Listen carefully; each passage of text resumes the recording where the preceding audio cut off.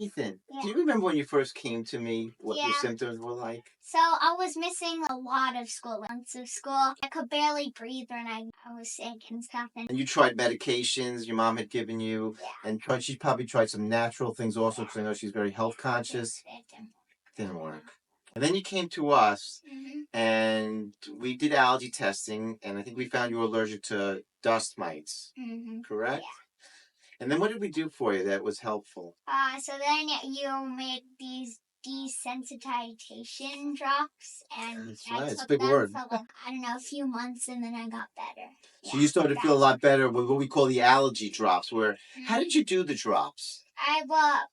Every night before bed I took 4 drops usually. And Did you put it on your head or in your mouth? So it was pretty easy. Remember to do it.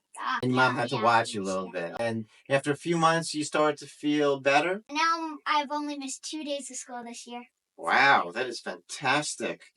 Well, Ethan, I want to thank you for sharing that, because there's so many children out there who could benefit from doing the allergy drops. And we're trying to teach as many of the doctors to do this so they know to help kids like you. Thank you. You're welcome.